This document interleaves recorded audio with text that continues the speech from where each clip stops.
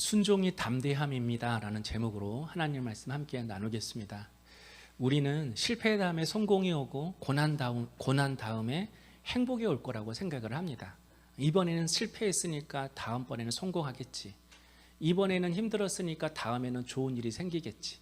우리는 이렇게 막연히 성공, 행복, 승리를 기대합니다. 그러나 여러분, 성공과 행복과 승리는 저절로 오지 않습니다. 성공하는 법을 알아야 성공을 하고 승리하는 법을 알아야 승리를 하는 것입니다. 이것을 모르면 우리는 항상 실패하고 패배하고 불행한 인생을 살아갈 수밖에 없는 것입니다. 오늘 말씀에도 보면 이스라엘 백성들도 막연한 기대를 가지고 가나안 땅에 입성했습니다. 40년 동안 광야에서 고생했으니까 하나님이 약속의 땅은 그냥 쉽게 주겠지, 약속의 땅은 그냥 거저 주겠지, 이런 막연한 기대를 가지고 가나안 땅에 들어왔습니다. 그런데 가나안 땅에 들어와서 첫 번째 치러야 할 전쟁이 여리고성이었습니다. 하나님이 여리고성을 정복하라고 지정해 주셨어요. 하지만 당시 여리고성은 철옹성이었습니다. 이중 성벽으로 되어 있고, 성벽은 안 그래도 올라가야 되는데 높은 위치에 성이 있어서 올라가서 성벽을 타야 됩니다. 뿐만 아니라 그 성을 지키는 군사들은 골리앗과 같은 아낙 자손의 후예들이 지키고 있었습니다. 그래서 1절에는 여리고는 닫혔고라고 이야기를 합니다. 여리고성은 사람의 힘으로는 절대 열 수 없는 성이라는 거예요. 누군가 안에서 열어주지 않으면 절대로 열릴 수 없는 그런 성이라는 거예요. 그런데 하나님이 그런 여리고성을 가장 먼저 정복하라고 말씀하신 것입니다. 사실 쉬운 성부터 하나씩 정복하면 되잖아요. 그러면 안정감도 들고 사기도 생기고 노하우도 터득하고, 그래서 기술을 모아가지고 이제 어려운 성 점령하면 될 건데, 하나님은 시작부터 가장 어려운 성을 정복하라고 말씀을 하셨어요. 그래서 오늘 본문 내용을 보면 여호수아가 이스라엘 백성들에게 너희들 아무 소리도 내지 말아라, 침묵하라, 이런 말을 해요. 왜 침묵하라고 말하는 거죠? 이스라엘 백성들이 여리고성 점령하는 말을 듣고 뭐 했다라는 거예요? 원망했다라는 거예요. 짜증냈다라는 거예요. 아니, 이제까지 고생했는데 또 고생하라는 말이야? 이제까지 힘들었는데 올해도 삽질하고 힘들라는 말이야? 이렇게 주님 앞에 투정했다라는 겁니다. 그렇다면 하나님은 왜 시작부터 여리고성을 점령하라고 하셨을까요?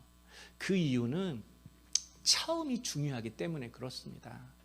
이 첫 번째 전투를 통해서 승리하는 원리, 닫힌 문을 여는 원리를 가르쳐 주시려고 하나님이 그렇게 하신 것입니다.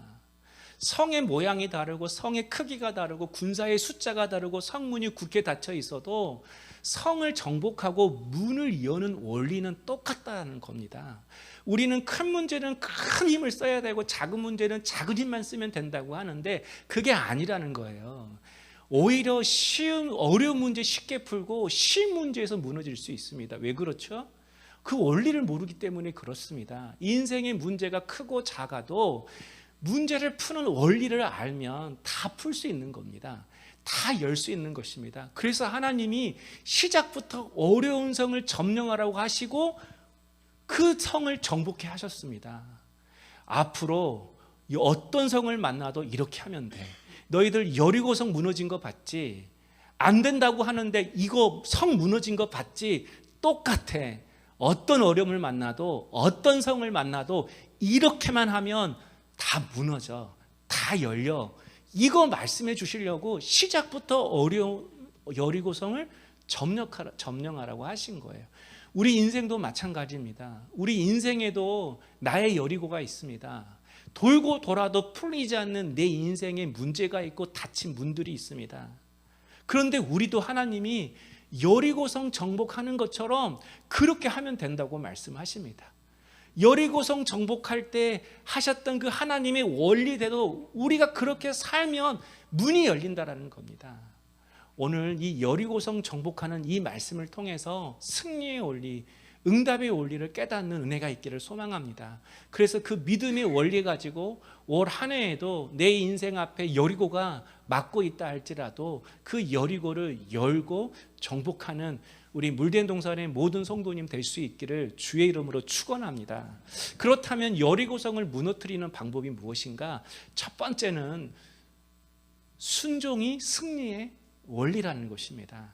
우리 2절 말씀 보면요, 여호와께서 여호수아에게 이르시되 보라 내가 여리고와 그 왕과 용사들을 내 손에 넘겨주었으니, 아직 싸움도 시작하지 않았어요. 근데 하나님이 여호수아에게 이 여리고성을 이미 네 손에 주었다라고 이야기를 합니다. 무슨 의미이죠? 이 전쟁은 안 싸워도 이미 이긴 거나 다름없는 전쟁이라는 거예요. 왜 이긴 거나 다름이 없죠? 여리고성을 정복하는 방법이 여호수아에게는 없지만 하나님께는 있기 때문에 그렇습니다.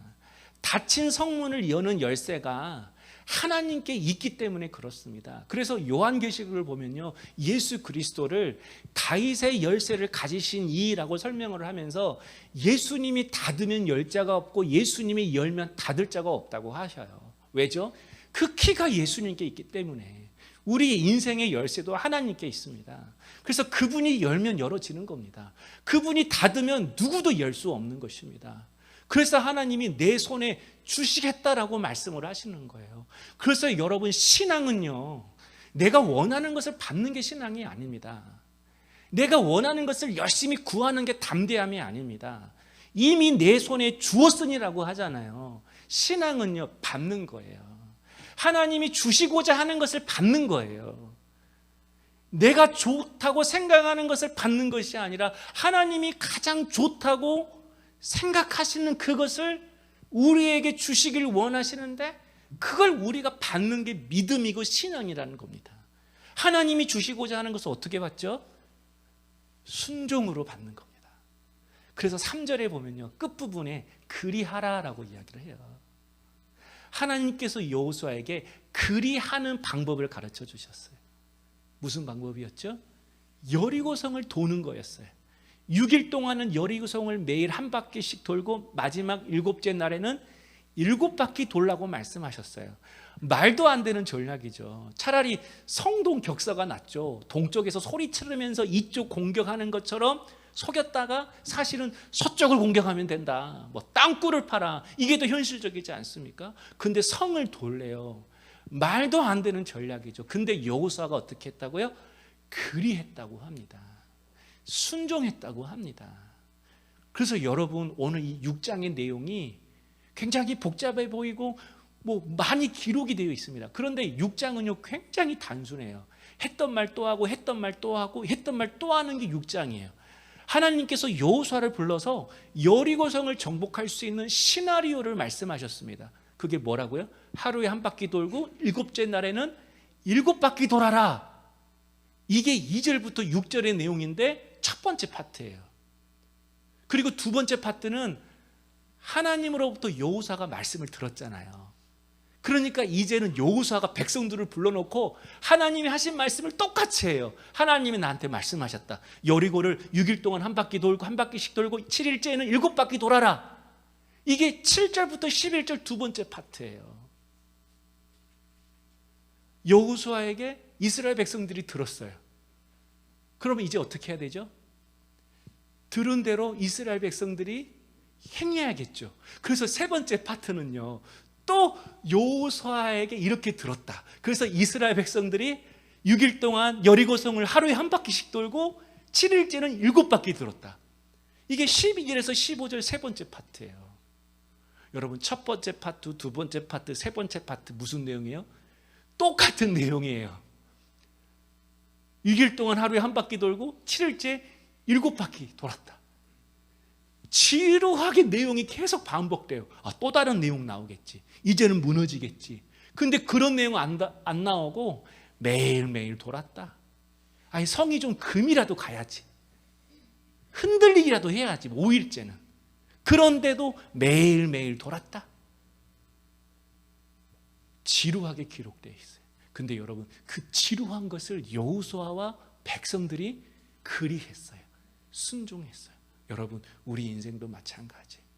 아무리 돌고 돌아도 안 풀리는 문제들이 있어요. 이렇게 노력하고 애써도 안 풀리는 지루한 인생이 우리 인생인 거예요. 여러분, 인생 지루하지 않아요? 노력해도 안 되고 애써도 안 되고 몸부림쳐도 풀리지 않는 그런 이들 때문에 낙심되지 않아요? 하지만 여러분 3절에 엿새 동안 그리하라. 그 지루한 삶을 믿음으로 사는 게 그리스도인의 삶이에요. 여리고성과 같은 큰 문제가 날 가로막고 있어도 오늘 또 일어나서 오늘 나에게 주님이 주신 그 말씀 앞에 순종하며 사는 것이 담대하게 거침없이 사는 거예요.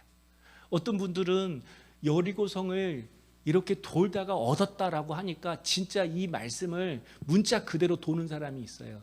내가 이 땅을 얻고 싶어. 근데 돈이 없어요. 그러니까 하루에 한 바퀴씩 계속 돌아요. 내가 저 건물을 갖고 싶어요. 근데 돈이 없어요. 그러니까 어떻게 해요? 그 건물을 매일매일 도는 사람이 있어요. 이름하여 땅받기 전략이라고. 땅받기 기도라고. 하나님이 이 말씀을 주시는 건요, 너희들이 얻지 못할 때 이 말씀과 똑같이 돌아라, 그런 뜻이 아니에요. 지루한 삶 속에 하나님이 주시는 말씀이 있다라는 거예요. 각자 주시는 말씀이 있다라는 거예요. 그 말씀을 돌고 돌듯이 붙잡고 주님을 의지하면서 하나님의 때가 이루어질 때까지 인내하고 기다리라는 말씀이에요. 그래서 20절에 보면요, 성벽이 무너져 내린지라라고 이야기를 합니다. 승리를 묘사하는 구절이 딱 한 구절이에요.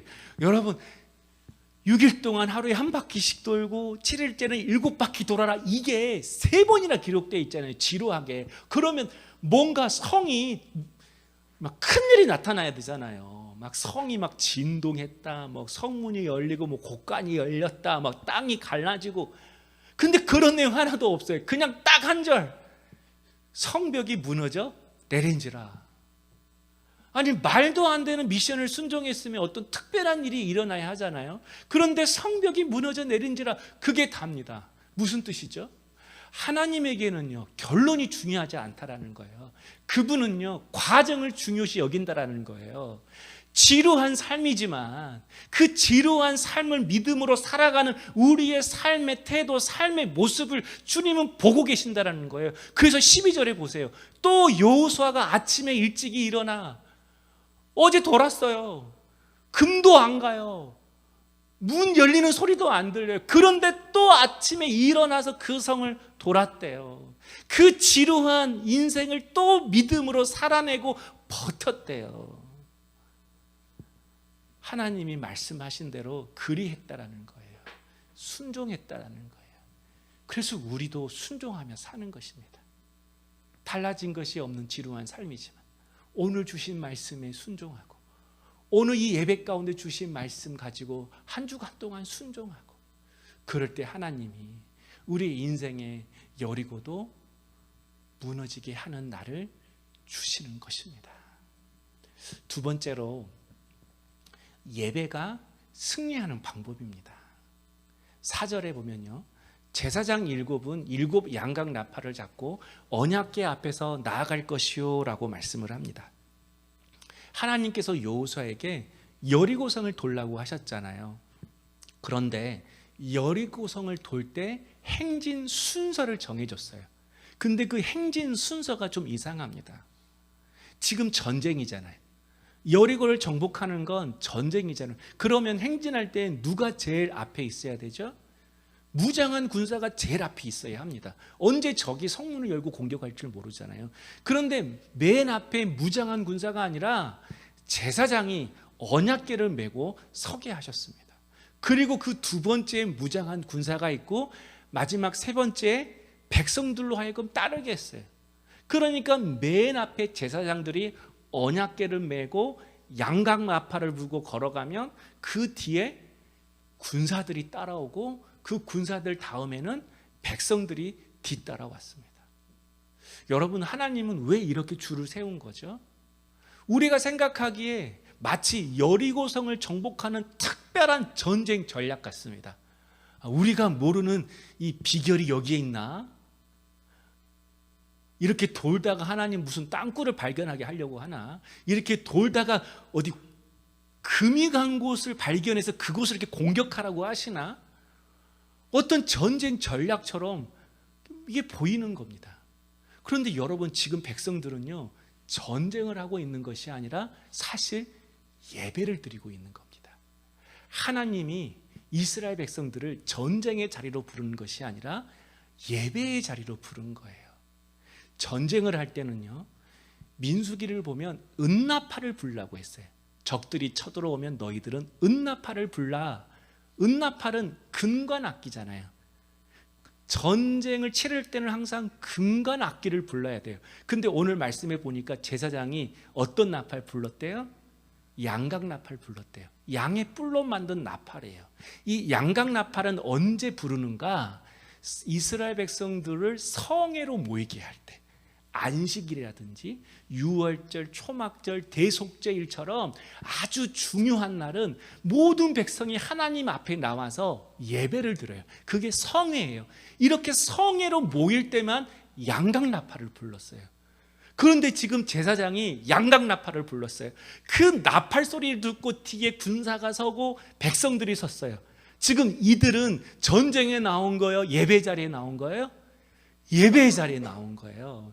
인생의 여리고가 나를 가로막고 있을 때 여리고 정복하려고 하지 말라는 거예요. 여러분의 힘으로 사다리 세워서 정복하고 여러분의 힘으로 망치 갖고 문 깨트려서 문 열려 하지 말라는 거예요.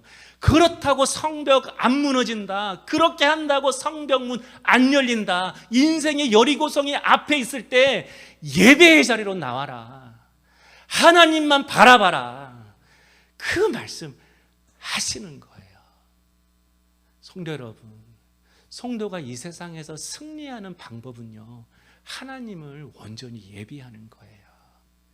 세상의 전략대로 하면 될 것 같죠? 이 머리 쓰고 저 머리 쓰고 될 것 같죠? 안 됩니다. 예배할 때에 그날 순종할 말씀을 주세요. 예배할 때에 그 말씀을 통해서 하루하루 살아갈 지혜를 주세요. 예배 드릴 때 주신 말씀대로 순종할 수 있는 힘을 주세요. 예배 드릴 때 이 여리고성을 함께 돌 수 있는 동역자를 허락하셔요. 그래서 여러분, 예배가 깊어지면 우리의 인생도 깊어집니다. 예배가 달라지면요, 그때 비로소 우리의 인생도 달라져요. 두려워하지 마, 두려워하지 마. 그런다고 해서 두려움 없어지는 것이 아니에요. 낙심하지 마, 낙심하면 안 돼. 그런다고 낙심이 사라지는 게 아니에요. 여러분, 백날 기도해 보세요. 두려움이 사라지게 해주세요. 절망하지 않게 해주세요. 낙심하지 않게 해주세요. 그런다고 두려움, 절망이 사라진 게 아니에요. 우리 인생의 두려움과 낙심과 절망은 언제 사라지는가? 크신 하나님을 바라볼 때, 여리고보다 더 큰 하나님을 바라볼 때, 나보다 더 크신 하나님을 바라볼 때, 그 하나님 앞에 여리고는 콩알처럼 작아지는 거예요. 그래서 우리가 언제까지 기도하는 거죠? 내 문제가 콩알처럼 작아질 때까지. 내가 언제까지 하나님을 바라보는 거죠? 내가 무서워하는 사람이 아주 그냥 솜털처럼 작게 보일 때까지. 하나님 앞에 예배하면요, 그분이 크게 보이고 다른 것은 작게 보이는 그 자리, 그 때가 옵니다. 그러면 두려워하지 않아요. 낙심하지 않아요. 근데 하나님 바라보지 않으면, 하나님 예배하지 않으면요, 여리고만 보여요. 더 크게 보여요. 사람이 크게 보여요. 직장 상사가 무섭고, 남편이 무섭고, 세상이 무섭고. 그래서 더 기도는 막히고, 은혜도 막히고, 인생이 그러다 막히는 거예요. 차를 타다 보면요, 주유 경고등이 들어올 때가 있어요. 그러면 여러분 어떻게 하나요? 바로 주유소 가나요? 바로 주유소 가나요? 물론 바로 주유소 가는 분들이 많죠. 근데 저같이 오래 차를 탄 사람은요, 주유 경고등이 들어와도 바로 가지 않아요. 왜냐하면 불이 들어와도 60km는 더 갈 수 있다, 이런 생각이 있거든요. 그래서 50km, 40km가 되어도요, 지금 급한 것부터 해야 돼. 지금 이곳부터 가야 돼. 조금 이제 20km 남았을 때 이제 주유소 가야지 하고 하면서 지금 당장 급하고 내가 원하는 곳 계속 가요.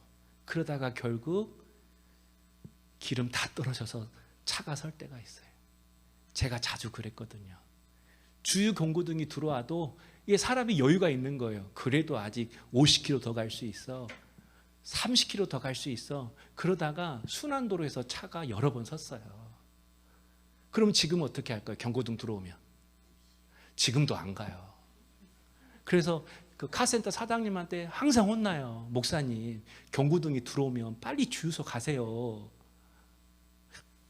신앙도 마찬가지더라고요. 신앙에 경고등이 들어와요. 그게 뭔지 아세요? 예배요, 예배. 예배가 안 되면요, 신앙에 경고등이 들어온 거예요. 근데 괜찮아. 경고등이 들어와도 우리는 괜찮다고 생각해. 무슨 일이 생기면 예배에 안 나와요. 무슨 일이 안 생기면 그때는 이상하게 마음이 막혀서 안 나와요. 그게 예배의 경고등이 생기는 거죠. 그래도 당장 내 삶에 아무런 일이 일어나지 않으니까 그냥 그 경고등 무시하고 하루하루 내 힘으로 살아가는 것이죠. 그러다가 여리고한테 짓눌리는 거죠. 그러다가 인생이 막히는 거죠. 여러분, 예배의 경고등이 들어왔을 때 빨리 하나님 앞에 엎드려야 합니다. 어려워요, 힘들어요. 그런 분들이 있어요. 근데 예배 드리는 거 보면 괜찮겠다, 이기겠다, 살리겠다, 이 가정 살아나겠다. 그게 보여요.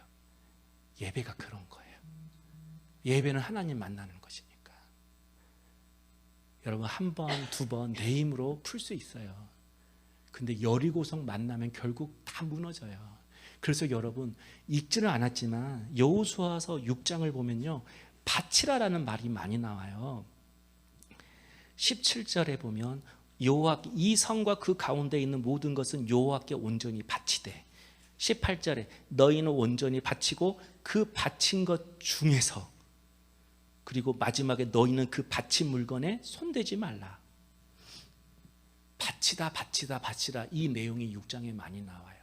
하나님께서 여리고성을 너희들이 점령할 건데 여리고성에서 나오는 전리품들은 손대지 말고 다 나한테 바쳐라라고 말씀을 하셨어요. 여러분, 왜 하나님이 바치라고 하셨을까요? 좀 나눠줄 수 있잖아요.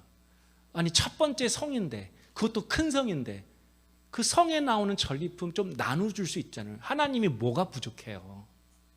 그런데 하나님이 여리고성은 너희들 손대지 마, 다 나한테 바쳐라고 하셨어요. 그 이유가 뭘까요? 전리품은 누가 가져가는 거죠? 패자예요, 승자예요? 승자가 가져가요. 지켜보는 사람도 안 가져가요. 전리품은 오직 승자가 가져가요. 그러니까 이 여리고성을 누가 무너뜨렸다라는 거예요? 하나님이 하셨다라는 거예요. 이스라엘 백성들로는 할 수 없는 그 일들을 하나님이 하셨다라는 거예요. 그래서 하나님께 다 바치라고 하나님이 말씀하시는 거예요. 하나님이 부족해서 바치라는 뜻이 아니라 그 바치는 행위를 통해서 아무리 이기기 어려운 전쟁이라 할지라도 하나님이 이기게 하신다, 이거 말씀하시려고 그 성을 바치라고 하시는 거예요. 그래서 여러분, 여리고성은요, 하나님께 드리는 예물과 같은 거예요. 여리고성을 돌라고 하셨죠. 그게 뭐라고 했어요? 전쟁이 아니라 예배라고 하셨어요. 근데 그 성이 무너졌을 때 그 여리고성을 다 바치라고 하셨어요. 여리고성이 예물이라는 거예요. 여리고성을 다 하나님 앞에 바치면서 이 고백을 하는 거죠. 하나님의 은혜로 여리고성이 무너졌습니다. 나는 주님의 손에 달려 있습니다. 가나안 땅을 정복하고 가나안 땅을 내 손에 쥐는 것은 하나님께 속했습니다.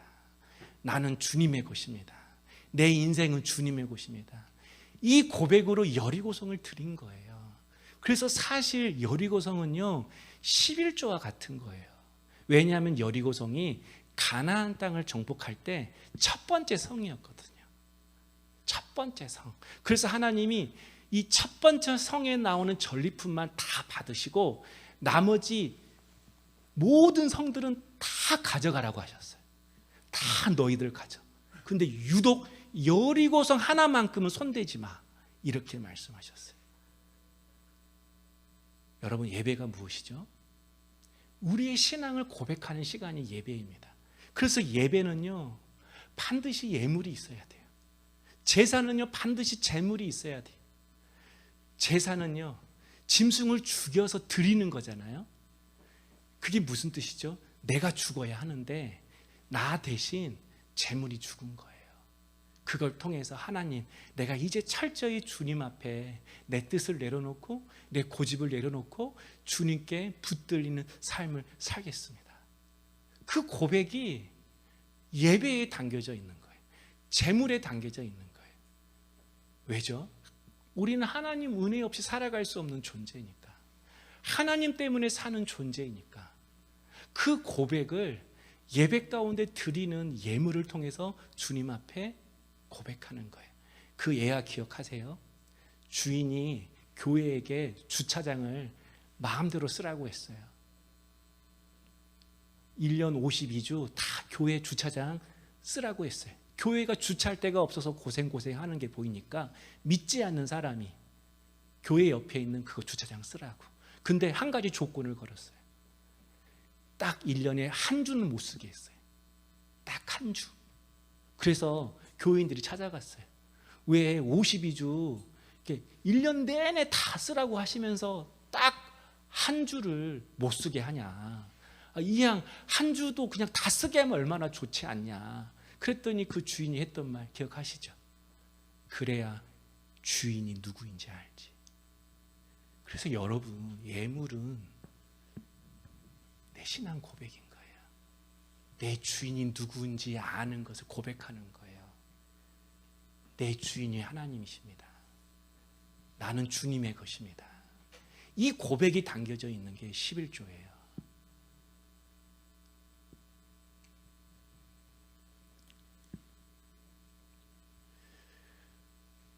오늘 물론 우리가 몸과 마음으로 예배 드릴 수 있어요. 근데 우리가 기억해야 될 것은 하나님이 주인이시라는 것을 기억하는 거예요. 그것은 다른 게 아니에요. 하나님 거에 손대지 않는 거예요. 하나님 시간 손대지 않는 거예요. 하나님 거 손대지 않는 거예요. 여러분 7장에 보면 하나님이 밭이라고 했는데 하나님 거 손댄 아간이 나오죠. 그 아간이 하나님 거 손댔다가 망하는 인생이 됐어요. 예전에 그 사무엘상 4장에 보면 블레셋과 이스라엘 사람들이 싸웠는데 블레셋이 이겼어요. 그리고 이스라엘 언약궤를 빼앗아 가요.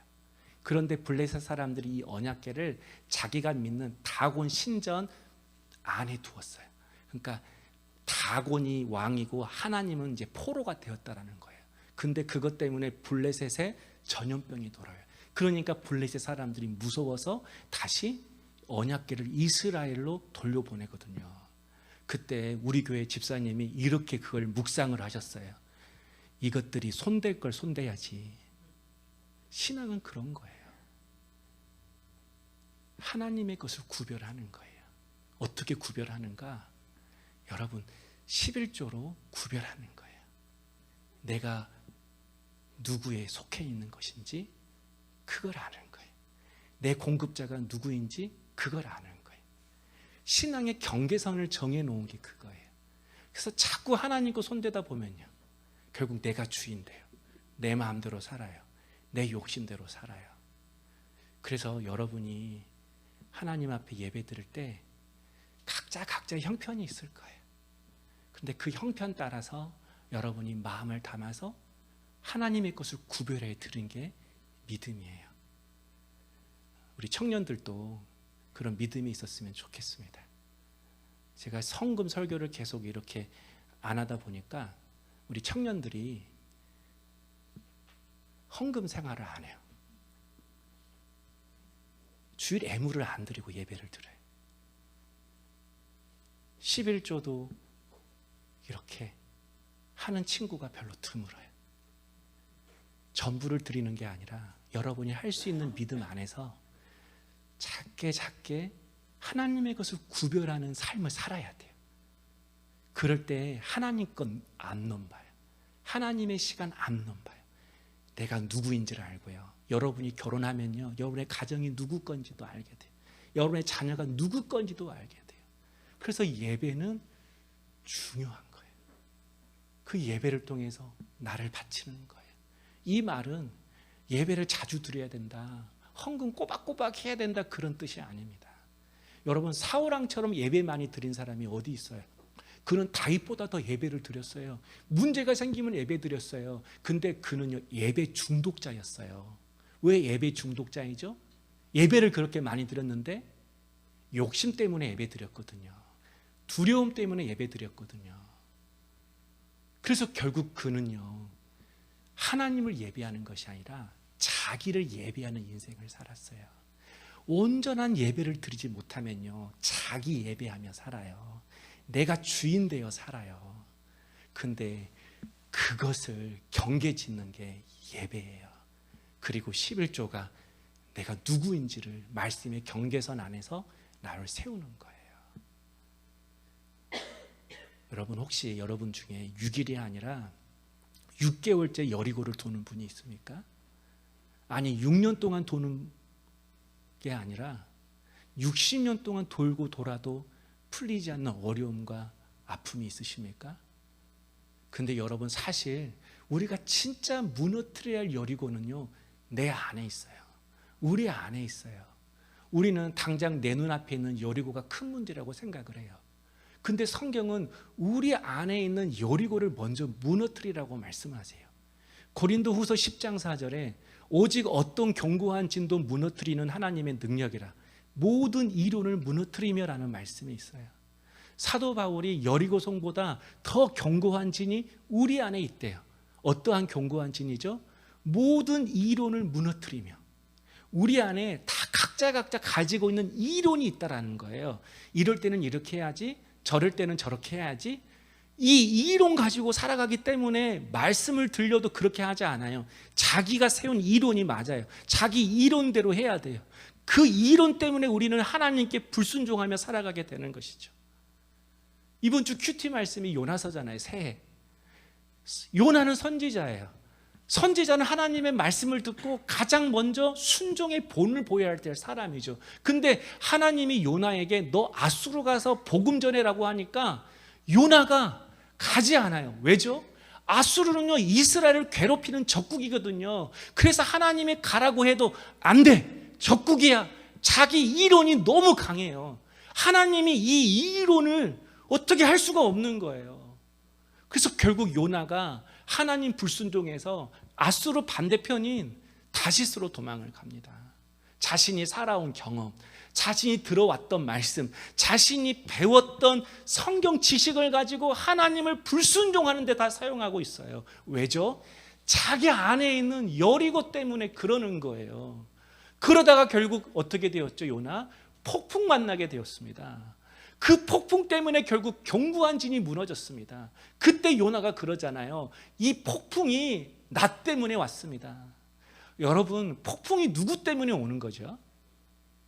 폭풍이 누구 때문에 오는 거죠? 자녀 때문에 오는 건가요? 남편 때문에 오는 건가요? 그리하지 않는 나 때문에 오는 겁니다. 지루한 삶 앞에서, 변화되지 않는 삶 앞에서 항상 예배의 자리를 뛰쳐나가서 내 힘으로 여리고 성벽 올라타려고 하는, 망치 가지고 내 힘으로 여리고 성벽 열려고 하는 견고한 이론을 가지고 있는 나 때문에 폭풍이 오는 거고 여리고가 있는 것입니다. 양강 나팔 소리를 들어야 할 사람이 안 듣고 언약의 말씀 붙잡고 하나님 바라보며 예배할 사람이 예배하지 않으니까 나를 무너뜨리려고, 여리고 무너뜨리려고 폭풍이 오는 겁니다. 하나님의 방법은 관심이 없고 자기 이론만 무장하니까. 그래서 내 이론으로 여리고 성문을 열기는커녕 나도 망치고 자녀도 망치고 가정도 망치니까 여리고를 돌고 돌게 하는 겁니다. 우리 인생의 여리고를 돌고 돌게 하는 일은요, 여리고가 문제가 아니라 내 안에 있는 여리고가 무너져야 하기 때문에 그렇게 돌고 돌게도 하시는 겁니다. 그러므로 지금 우리가 할 일은 하나님께 온전히 예배하는 것입니다. 예배하면서 기다리고 예배하면서 순종하는 겁니다. 그럴 때 하나님이 우리 손에 주십니다. 올 한 해 여리고성과 같은 문제도 만날 것이고, 또 다음 장에 나오는 작은 아이성과 같은 문제도 만날 것입니다. 근데 문제 푸는 방법은 똑같습니다. 순종입니다. 예배입니다. 우리 예진 자매가 반주하잖아요. 어제 밤새고 아침에 바로 왔습니다. 항상 그렇습니다. 이 자리가 어떤 자리인지 아닌가. 예배는 그런 겁니다. 피곤을 이기는 겁니다. 고난을 이기고 오는 겁니다. 절망을 이기고 오는 겁니다. 거기에 생명이 있으니까, 거기에 말씀이 있으니까, 거기에 순종할 지혜가 있으니까. 여러분, 인생 별거 없습니다. 별거 없습니다. 하나님보다 더 큰 게 어디 있어요? 여리고 만나면 하나님 앞에 엎드리면 됩니다. 그러면 말씀을 통해서 지혜가 옵니다. 제가 전유를 했습니다. 말씀을 암송할 때 지혜가 임한다. 아멘. 아멘. 돈 버는 지식이 아니라, 처셋을 쌓는 지식이 아니라 살리는 기술, 내 영혼을 살리는 지혜, 내 자녀를 살리는 지혜, 내 남편을 살리는 지혜, 우리의 가정을 살리는 지혜, 그 지혜 받아야 합니다. 그 지혜는 하나님이 주시는 겁니다. 우리 손에 주시는 겁니다. 그래서 받는 겁니다. 받는 게 예배입니다. 예배 때 그래서 우리의 신앙 고백이 있어야 되는 겁니다. 청년 여러분, 하나님 거 손대지 마세요. 구별할 줄 아셔야 돼요. 지금 아마 여러분 마음속에 시끌시끌하신 분이 있을 거예요. 잘 하다가도 이게 뭔 짓이냐, 내가 언제까지 이래야 되냐, 이런 생각이 들기도 하고, 다 하나님의 방법이 있겠지라는 이런 믿음 가지고 기도하다가도 일이 아무것도 안 이루어지고 있을 때 언제까지 이래야 되냐, 이런 생각도 있을 겁니다. 그러나 여러분, 우리의 마음속에 언젠가 하나님께서 양각 나팔 불어주실 때가 있습니다. 승리의 함성을 부르라고 우리에게 말씀하실 때가 있습니다.